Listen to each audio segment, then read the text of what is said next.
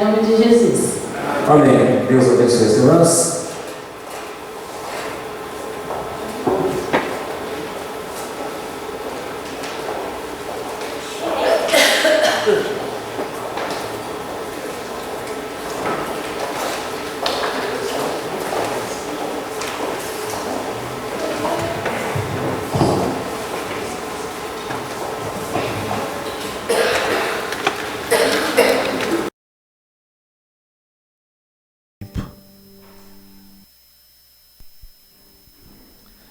Irmãos, eu agradeço a Deus por mais esse dia que Ele concede a nós o privilégio de estarmos na Tua casa.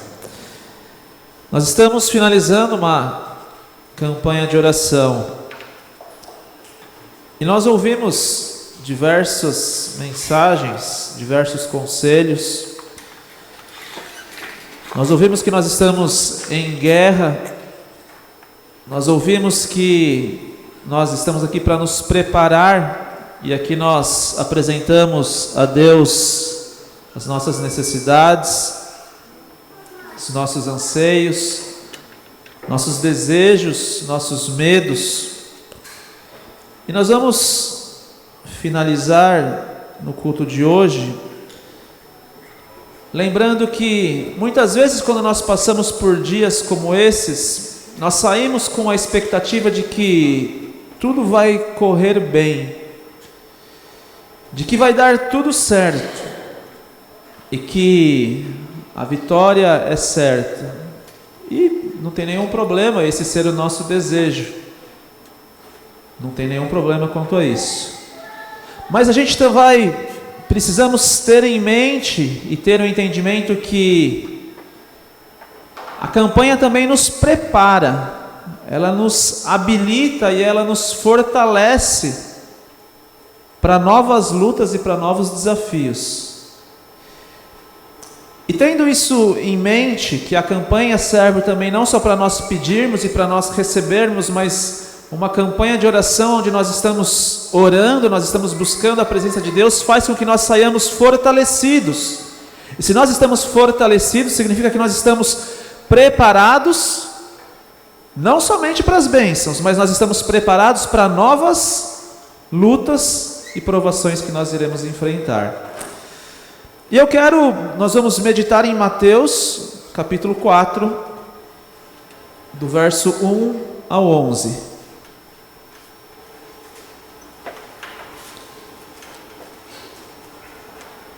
Mateus, capítulo 4, do verso 1 ao 11, nos diz assim: Então foi conduzido Jesus pelo Espírito ao deserto, para ser tentado pelo diabo. E, tendo jejuado 40 dias e 40 noites, depois teve fome. E chegando-se a ele o tentador disse: Se tu és o Filho de Deus, manda que estas pedras se tornem em pães. Ele, porém, respondendo, disse: Está escrito: Nem só de pão viverá o homem, mas de toda a palavra que sai da boca de Deus. Então o diabo transportou a cidade santa e colocou-o sobre o pináculo do templo e disse-lhe: Se tu és o Filho de Deus, lança-te de aqui abaixo, porque está escrito que aos seus anjos dará ordens a teu respeito, e tomar-te-ão nas mãos, para que nunca tropeces em alguma pedra. Disse-lhe Jesus: Também está escrito: Não tentarás o Senhor teu Deus.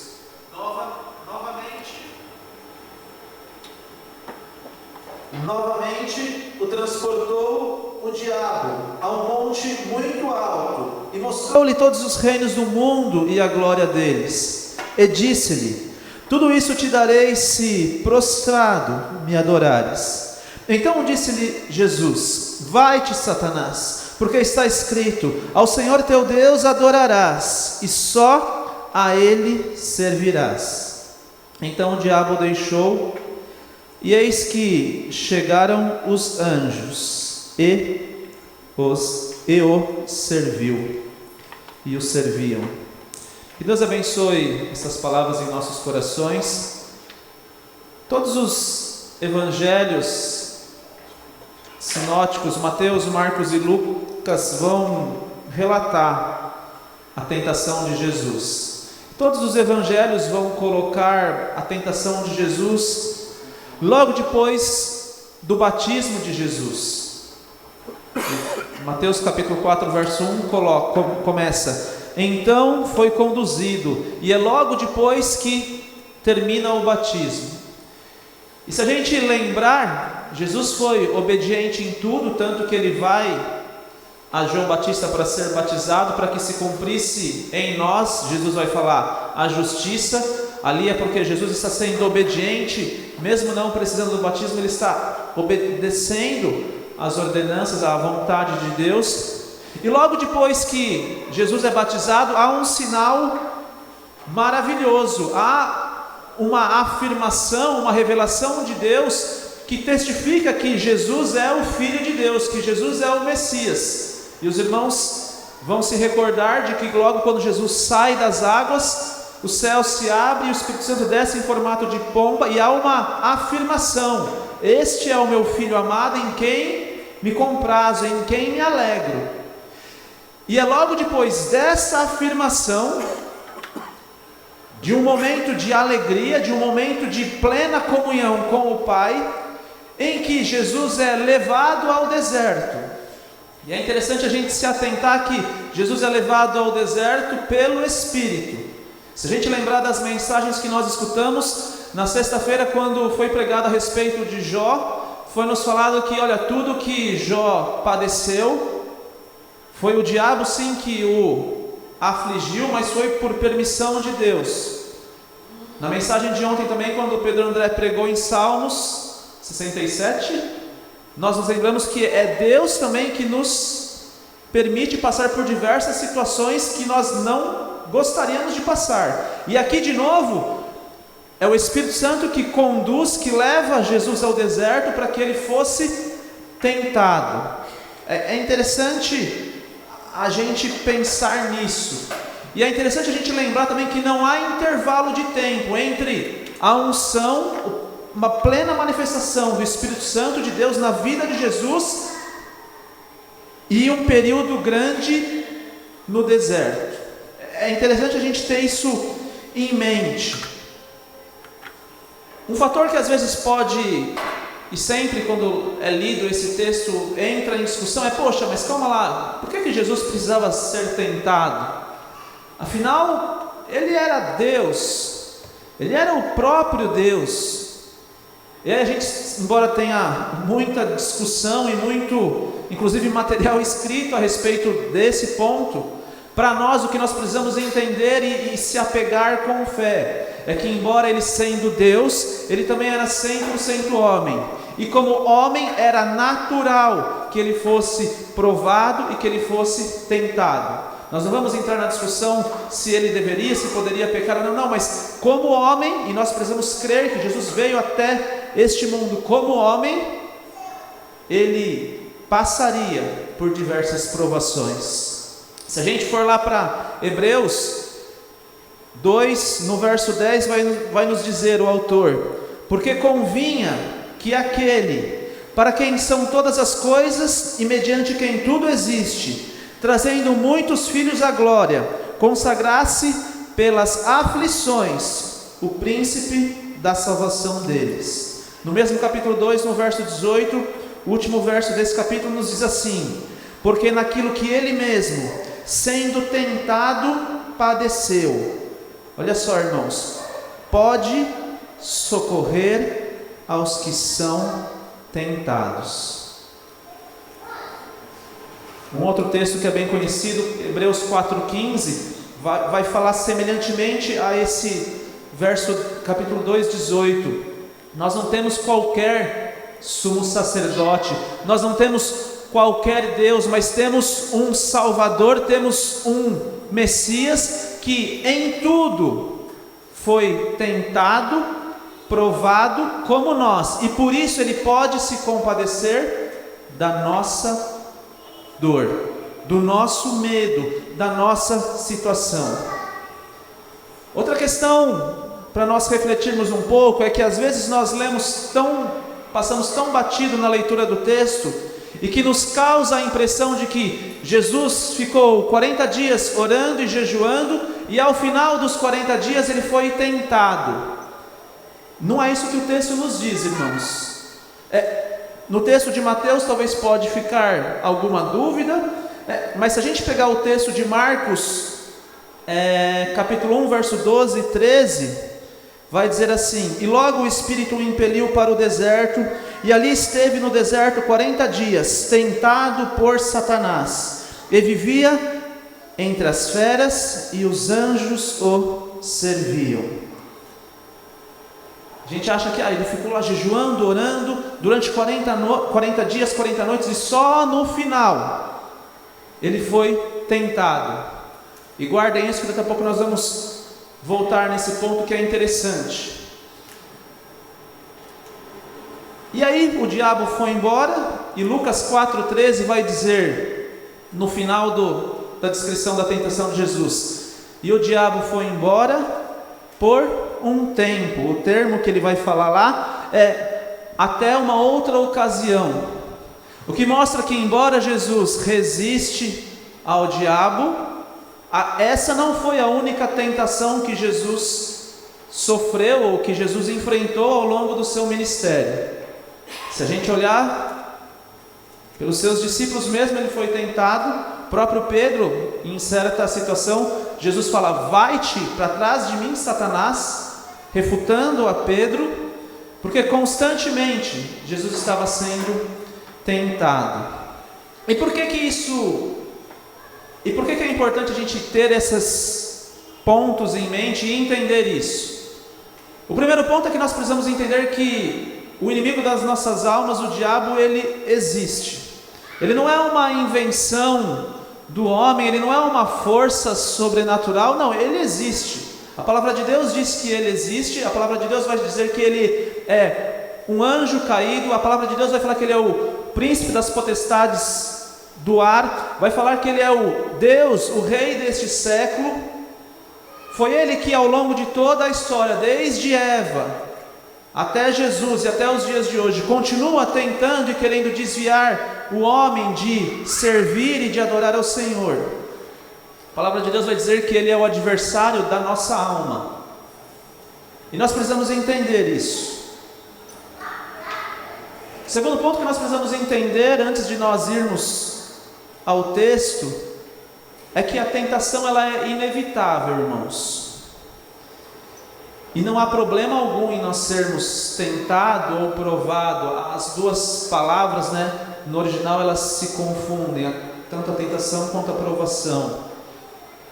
Não há nenhum problema em nós sermos tentados. O problema é como nós lidamos e reagimos a essa tentação. E depois nós vamos falar sobre isso também. Terceiro ponto que eu já falei é que muitas vezes a tentação pode vir junto ou depois de momentos de grandes alegrias ou de grandes conquistas. E nós precisamos estar preparados, atentos, vigilantes, alertas para quando a provação e para quando a tentação vier. A vida cristã, irmãos, nunca foi, não é garantia que nós não teremos provações ou momentos difíceis na nossa vida.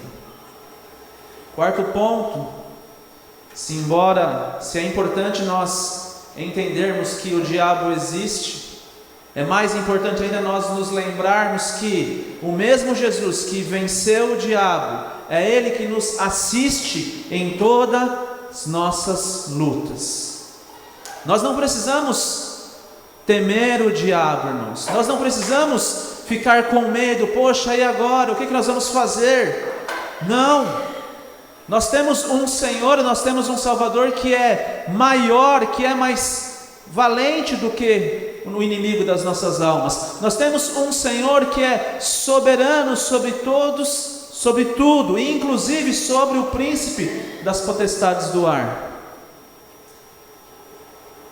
E é a Ele que nós recorremos, e é Ele que cuida de nós.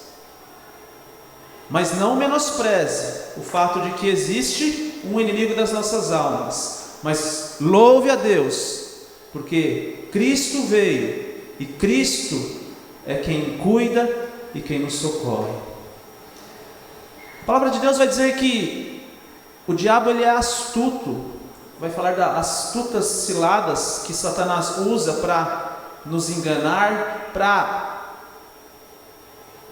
colocar no nosso dia a dia para que nós caiamos em tentação.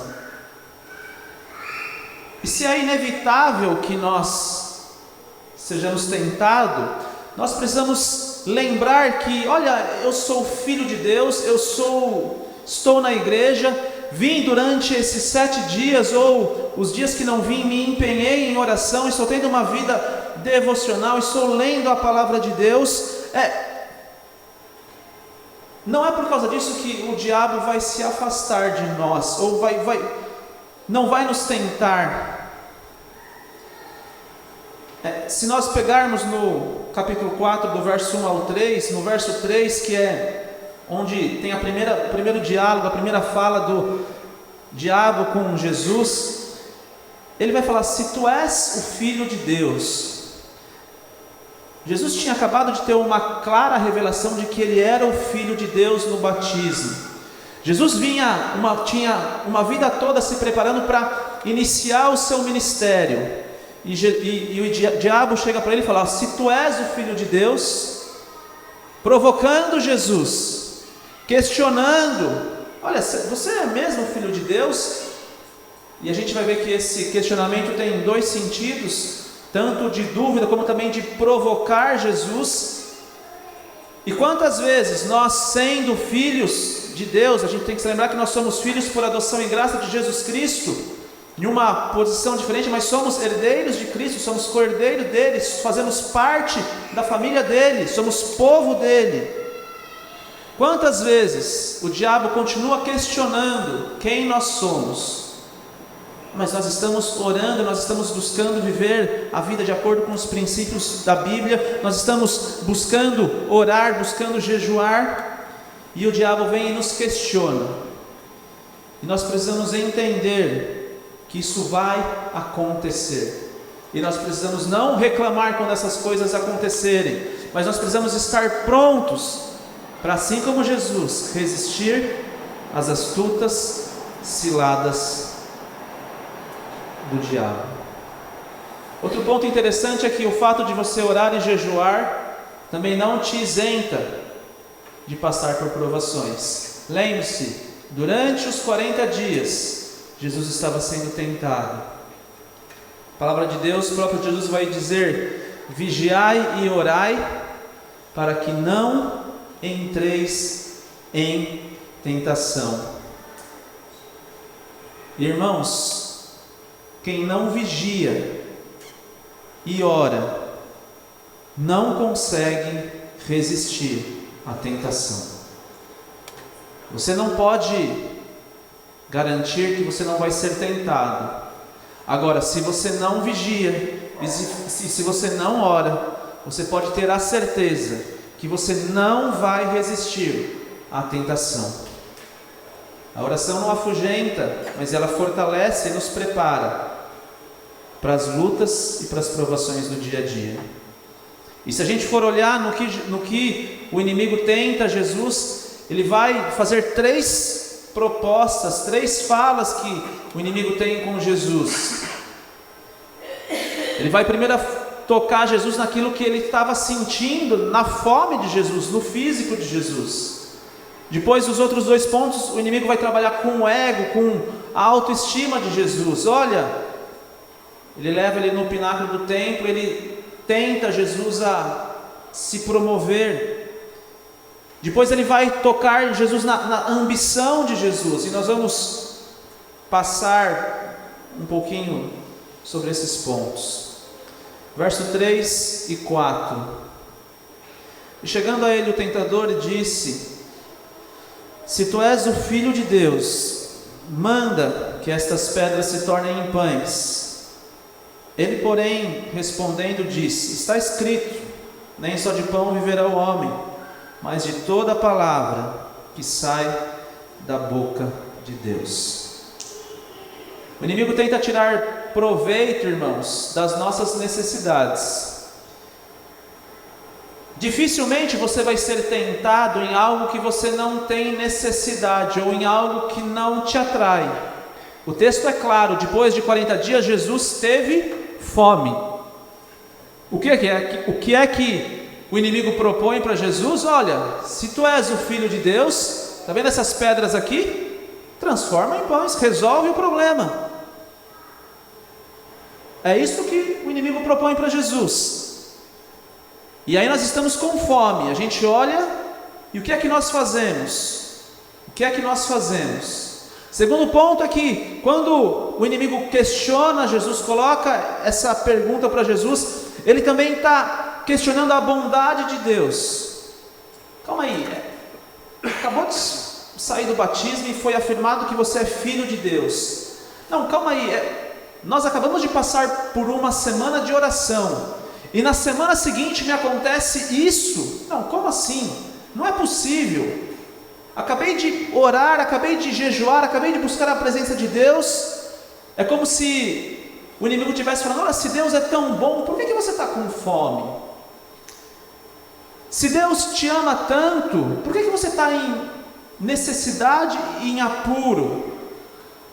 Se Deus é fiel, por que você está doente? Se Deus é amor, por que você perdeu o emprego ou está passando por essa outra situação? E a gente tem que ter em mente que o diabo sempre vai explorar essas situações adversas que nós passamos. Você está sozinho? Ah, será que Deus te abandonou? Como assim? Será que realmente você é filho de Deus? Você está no deserto? Ah, mas será que realmente o deserto é um lugar para um filho de Deus? Ah, você está convivendo com feras, com os animais? Poxa, mas isso é um lugar para você estar? E essas perguntas, irmãos, embora às vezes colocadas assim, são simples e talvez até um pouco óbvias, quando nós estamos passando pela prova, como esses questionamentos nos dói, como essas perguntas nos incomodam, e como essas perguntas muitas vezes podem fazer com que nós vacilemos e titubeemos, às vezes até querer dar ouvido aos questionamentos que estão sendo feitos. Se nós não tivermos certeza de quem nós somos, de quem é Deus, e que nós estamos de fato trilhando, caminhando na sua vontade, nós corremos o risco de ouvir esses questionamentos e às vezes cair.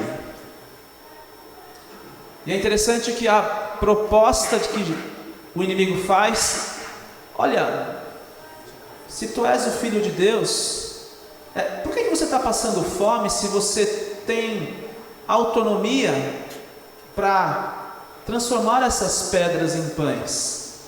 Por que você está passando fome se você pode resolver o seu problema? Essa expressãozinha, se tu és, poderia ser traduzida também, já que tu és. E o inimigo provoca Jesus.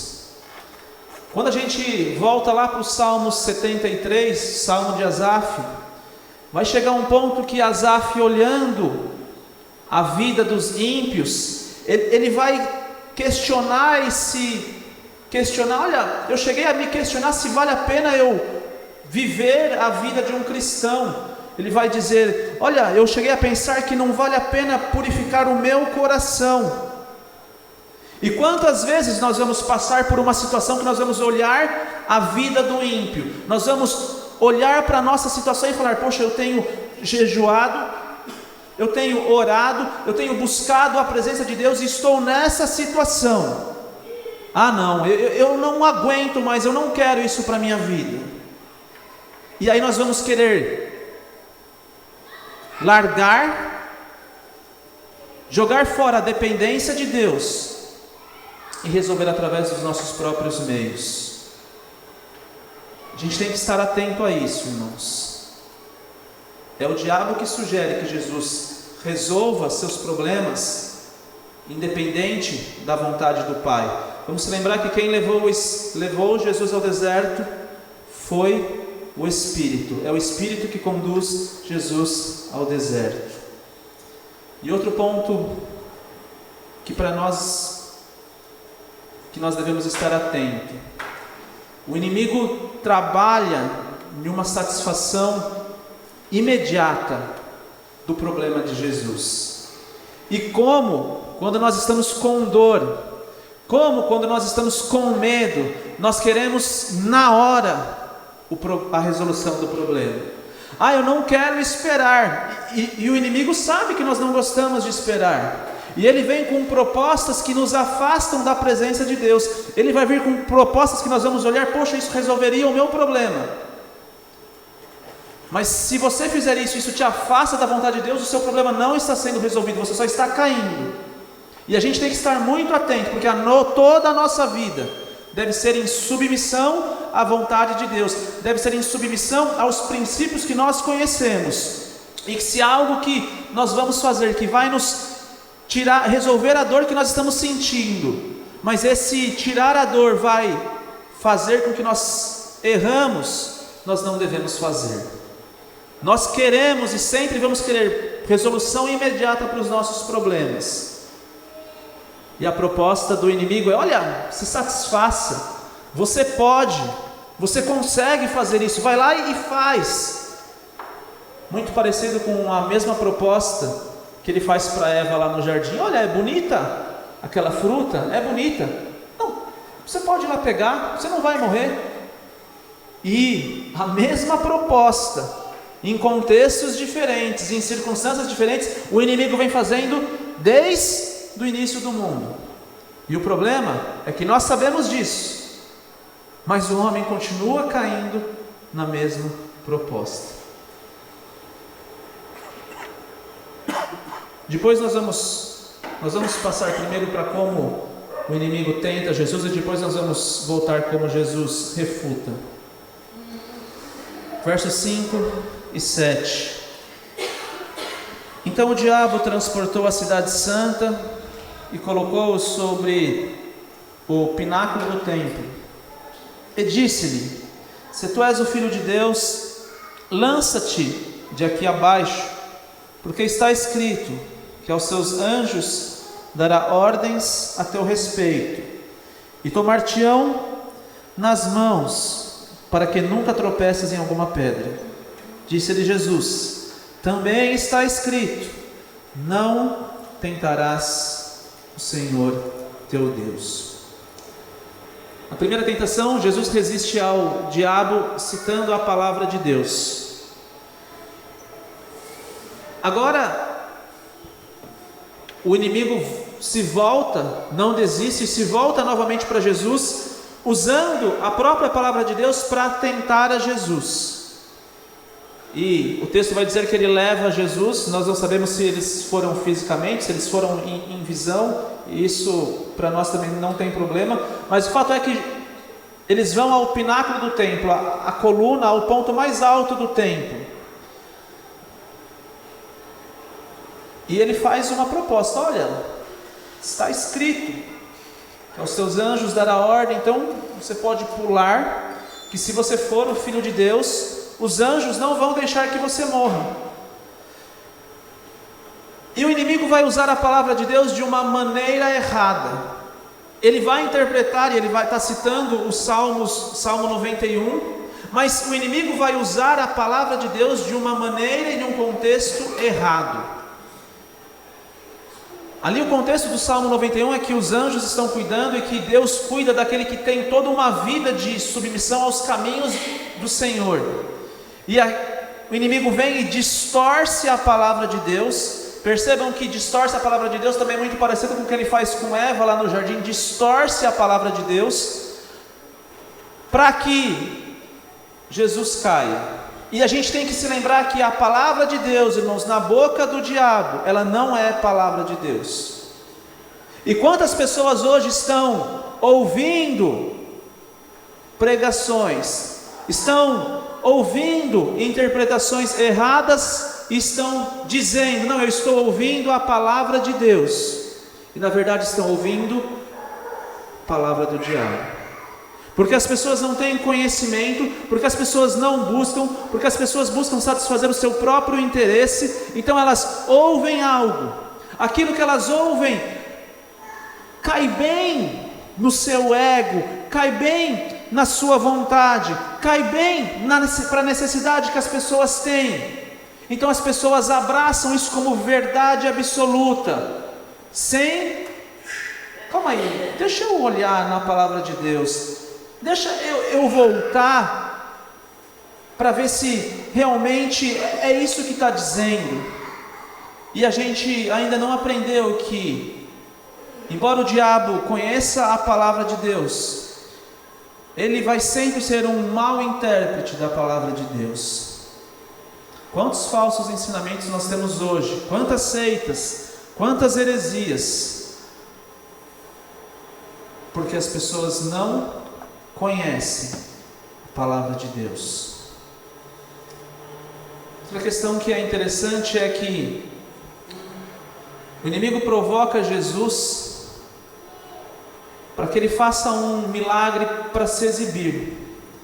Existia uma tradição, não era algo que estava na Bíblia, mas alguns dos estudiosos da época de Jesus diziam que quando o Messias surgisse, ele iria subir ao pináculo do templo e iria pular do templo e os anjos iriam socorrer. E era uma tradição que existia na época.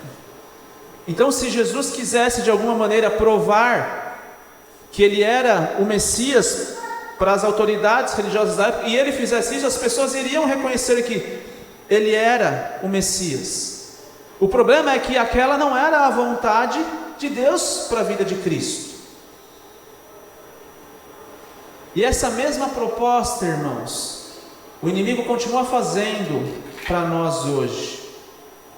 Quantos erros nós cometemos e quantos pensamentos do tipo: pode ir em frente, Deus não vai deixar que eu caia. Não, pode fazer, isso não tem problema, isso não tem nada a ver. Todo mundo faz, hoje em dia essas coisas não é mais pecado, não é mais um problema. Ou talvez aquela que é a fala que é mais enganosa e mais perigosa. Não, fica tranquilo, Deus perdoa, porque a graça é suficiente. E aí as pessoas estão vivendo, pulando do precipício, achando que Deus vai enviar seus anjos, e na verdade elas continuam caindo para o abismo. A resposta de Jesus, irmãos: o inimigo cita as Escrituras, Jesus também cita as Escrituras, e ele vai citar: também está escrito, não tentarás ao Senhor teu Deus.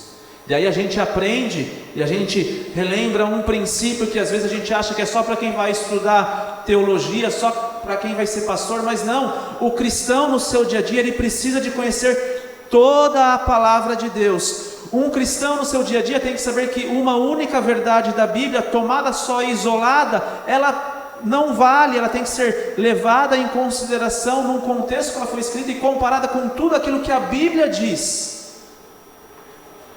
E alguém vai dizer que está escrito, deve ser sempre colocado ao lado de também está escrito.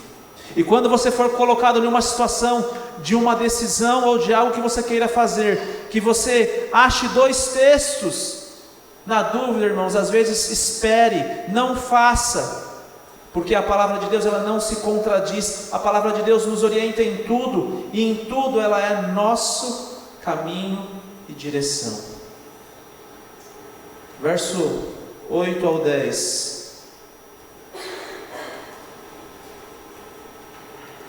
Novamente, terceira tentação. O transportou o diabo a um monte muito alto, e mostrou-lhe todos os reinos do mundo e a glória deles. E disse-lhe: tudo isso te darei, se prostrado me adorares. Então disse-lhe Jesus: vai-te, Satanás, porque está escrito: ao Senhor teu Deus adorarás, e só a Ele servirás. O inimigo percebe que Jesus está comprometido com o reino de Deus e com a vontade de Deus. Então o inimigo vai sugerir um jeito de Jesus reinar sem que ele tenha que ir para a cruz. É como se o inimigo estivesse fornecendo um atalho. É como se ele estivesse dizendo: olha, está vendo todas essas pessoas têm desejo de um rei, elas esperam um Messias, e se você me prostrar, eu te dou.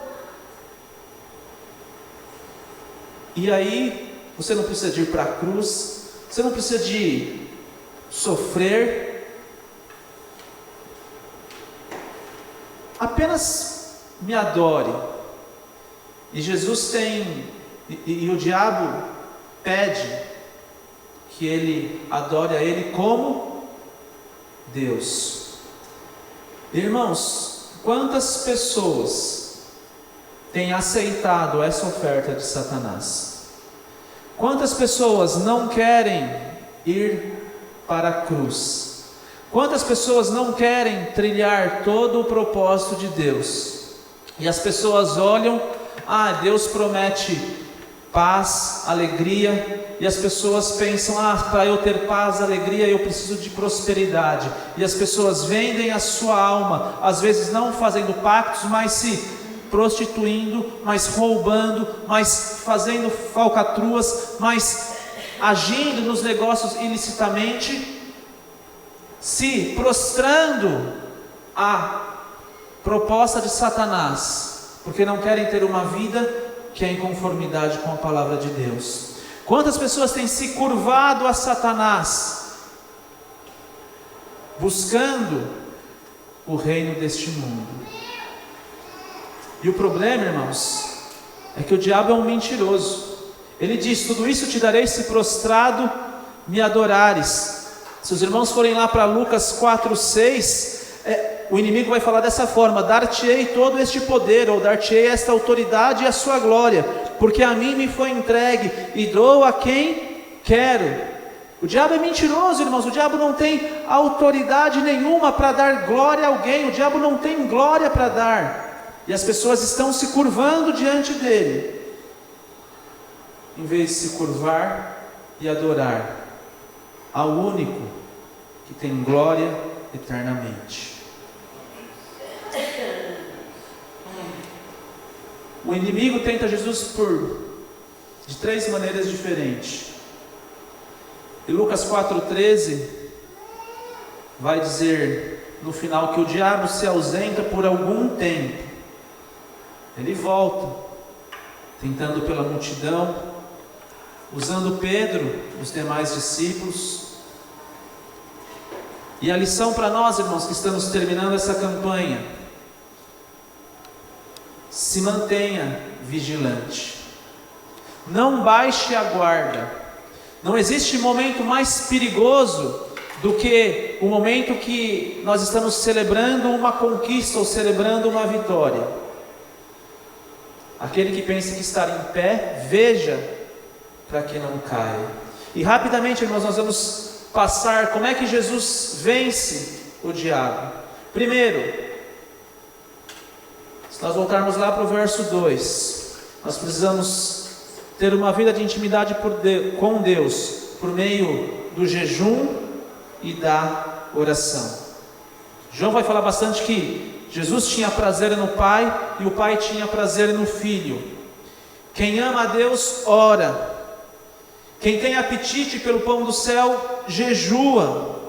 Quem anda com Deus, irmãos, quem tem intimidade com Deus, pode resistir às tentações e ao diabo. Quem não anda com Deus, em intimidade, em oração, em jejum e leitura da palavra de Deus, não resiste ao inimigo. E nós precisamos entender que o problema não é a presença do inimigo, mas o problema, irmãos, é a ausência de Deus nas nossas vidas. Segundo ponto, se nós precisamos ter intimidade com Deus, nós precisamos também ter uma vida cheia do Espírito Santo e ser guiado pelo Espírito Santo. Ou nós estamos cheios do Espírito, ou nós estamos cheios de nós mesmos. Não existe meio termo.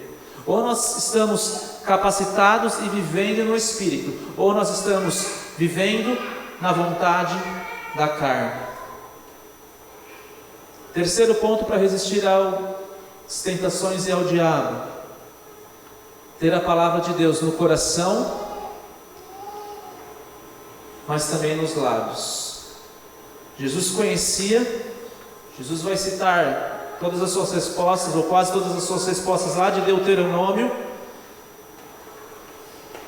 mas ele cita: na nossa luta contra o mal, nossos pensamentos, nossos desejos, aquilo que nós achamos não vale de nada, irmãos, não vale de nada.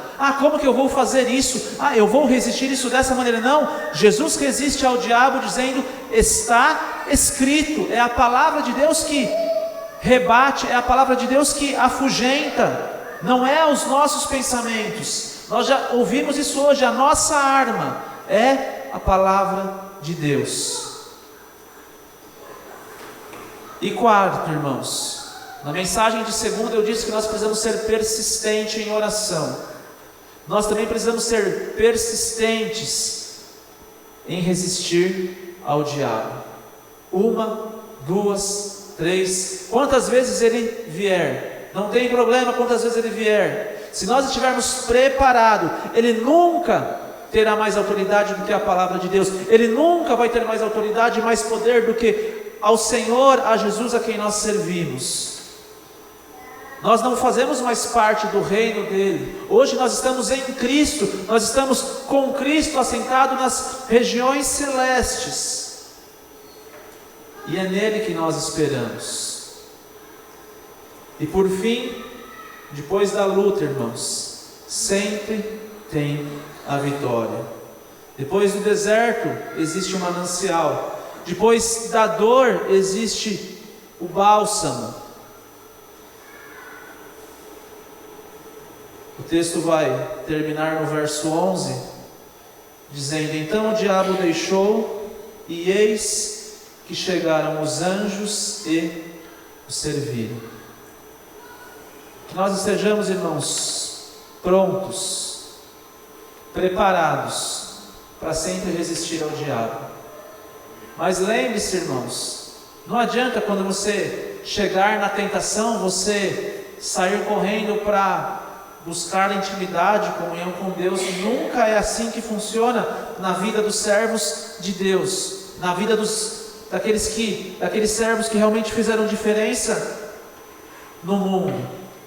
Sempre nós estamos preparados, e quando acontece a tentação, nós refutamos pela palavra, pela intimidade com Deus, pela direção do Espírito Santo, nós vencemos o mundo.